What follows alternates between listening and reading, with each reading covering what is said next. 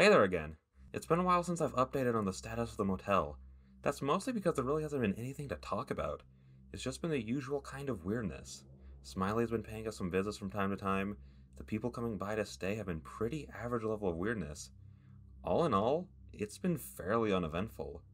Since the strange God came by telling me that I'm destined to purposely end life as we know it. Which still confuses me. I would get it if he told me that I accidentally did it, but doing it intentionally sounds like way too much effort. But to be fair, I feel like what's needed to constitute as weirdness has changed drastically since then. Like how a few days ago, a guy came to stay at the motel, and it took until the end of our interaction to realize how strange it was that he had 4 eyes, 2 normal eyes, and 2 more coming out of his temples. So maybe some strange events have been happening that I could turn into an interesting story, but I just haven't been clocking them as weird. But enough about that. I have a story to tell tonight. Or today, just depends on when you read this. I yawned as I opened my email. The sun, while setting, was still beating down heavily on me. I was bored, as again, nothing interesting has been happening. So I pulled out my phone and started looking through my emails. As soon as I did, a low rhythmic humming sound started. It sounded similar to when someone tries talking underwater. That doesn't make any sense. There's no water around here deep enough for that. I decided to just ignore the strange hum for now. If it was a big enough issue, I'm sure it would become very apparent, as it always does. I was doing a quick scan of my emails, hoping something would stand out. After scrolling for a moment, I found something interesting. A subject line that only read, "Run." The hums were closer, louder now. They almost sounded annoyed, almost angry sounding. The sender's name was just absolute nonsense. My finger hovered over it. The humming grew louder and louder as I contemplated opening it. I don't know why I was hesitating. Something about opening this email felt like it was opening a much bigger can of worms than I was ready for. I tapped the email, opening it. Before I had the chance to see its contents, I was smacked on the back of the head. I turned around to see Court standing behind me, looking very annoyed for some reason. She opened her mouth to talk, but no words came out, just a muffled sound that I had been hearing earlier. "Oh, wait." I took my earplugs out and asked, "What's up?" She huffed, perturbed by something. We got the guy. We've been trying to get your attention for almost a minute, and now I know why we couldn't. 'Cause you're a moron." It would have hurt if I knew she meant it. Maybe she did mean it, but it was only because she seems really upset right now. I looked past her to see Anna standing next to Liam Kurtneck, the man who, about 4 hours ago, threatened to blow up the motel.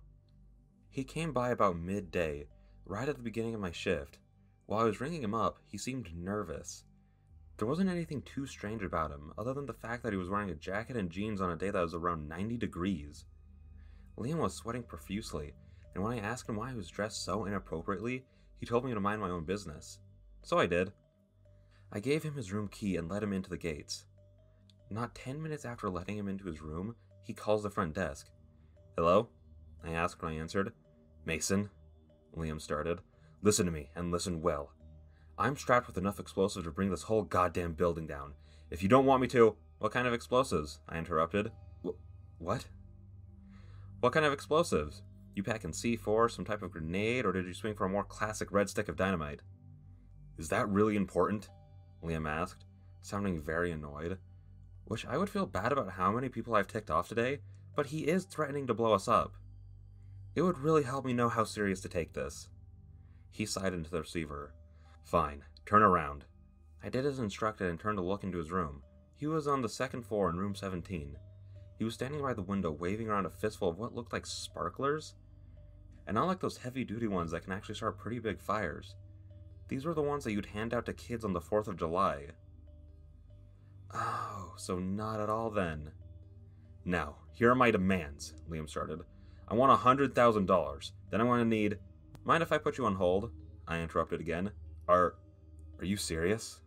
"Oh yeah, it'll just take a few minutes, I promise." "I mean, I guess. I've got nothing else to do today." "Fantastic." I put him on hold and called the owner. Not because I'm actually worried about any kinds of damage he could cause, but more because I'm not sure if we could get in any kind of legal trouble for ignoring bomb threats. She answered almost immediately. After a moment of exchanging pleasantries, I explained the situation. She immediately demanded that I do whatever he asked. call the police, whatever I need to do to get him to leave without causing any damage to the motel. She was so adamant about it that I decided it would be easier to handle Liam, or call someone else to handle Liam, than trying to convince her that there's nothing to worry about. She thanked me for my hard work and hung up. I took Liam off hold and said, "Sorry Liam, got one more call to make." I heard him yell, "Fucking what?" before he was back on hold. I called the police station directly, due to the lack of cell service around these parts, and that we're both on landlines. I quickly explained the situation, and I was told that someone would be sent out to handle it. I unholded. That's a word now. Liam. "Hey, I'm back." "What the hell have you been doing? I just threatened to blow you up and you put me on hold?" Liam shouted into the phone, loud enough that everyone on the property could hear his voice. Thankfully, that was just me and one other person. I opened my mouth to respond to what Martina called from across the snack bar.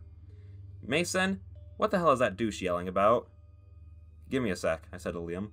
"What the f—" I put him back on hold, but he was screaming so loud I could hear him finish his sentence. "He's trying to blow us up," I yelled back to Martina. "Oh? How serious are we taking this?" "Not at all. His explosives are sparklers." "Okay, good to know."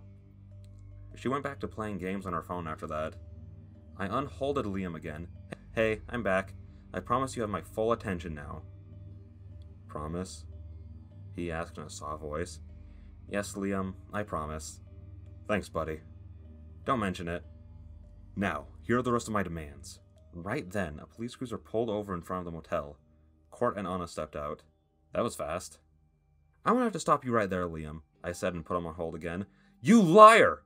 he screeched as I put him on hold once again. "What's the situation?" Court asked while I moved to let them in the gates. "Didn't they explain anything when they sent you this way?" I asked. "No," Anna started. "We were already on our way out here when we got the call. All we were told was to hurry." I explained the entire situation again. Once I was done, they walked over to his room's door and started talking to him through it. After a few minutes of that, it just turned into a screaming match between Liam and Court. After the first hour of this, I got pretty bored, so I put in my trusty pair of earplugs, excellent for blocking out my barking plants and the screams of terrorists. The hours started rolling by before they eventually got him out of his room. "How did you get him to come out? Or did you break in the door to get him?" I asked, thankful that the situation had been dealt with. "He tried lighting the sparklers but couldn't get his match to ignite," Anna said. "So I offered to light it for him, as a joke, and he took the offer. Just opened the door for us to come in." She finished with a smile that held pride and amusement. "Oh. Well, that's not how I expected this to end." "And now that it has ended," Court started, "I'm ready to get home and get out of this uniform. It's hot as balls out here." Taking that as my cue to open the gate, I turned away from them and started fiddling with the lock. "I don't really get that expression," I said. "Balls aren't that hot." My voice trailed off as something caught my attention. Down the road, making its way towards town, a large, purple fog, crawling its way across the ground towards us. Fast. It went as far as the eye could see in either direction.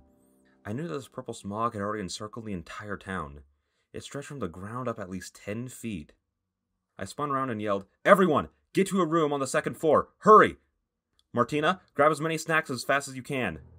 Everyone turned to see what I had been looking at, and immediately went into action, except for Martina, who yelled back, "Why? What is that?" "No time to explain, just hurry!" I yelled as Court, Anna, Liam, and I were running across the lot with a manic energy. The four of us were filled with what I could only describe as a primal fear. We knew the danger coming our way, and our instincts took over. Martina acknowledged the urgency in my voice and started shoveling our off-brand candy bars and chips into her shirt, using it like a bowl. Once the four of us had passed by the snack bar, Martina followed behind us as we all sprinted up the stairs. We went to the first door, the one right above the snack bar, the one that had just so happened to have been Liam's. Anna tried turning the doorknob, but it was locked. "The key! It's in my pocket!" Liam announced. Court quickly fished it out of his pocket and passed it to Anna, who unlocked the door as fast as she could. Once the door was open, we practically all fell inside. I slammed the door shut behind me, and just in time too. The purple smoke filled the lot and all the surrounding area. It billowed high enough that it was just under the second story. Looking at it from the inside of the room made it look like when you're flying just above the clouds in a plane. "Okay," Martina poured the contents of her shirt onto the bed.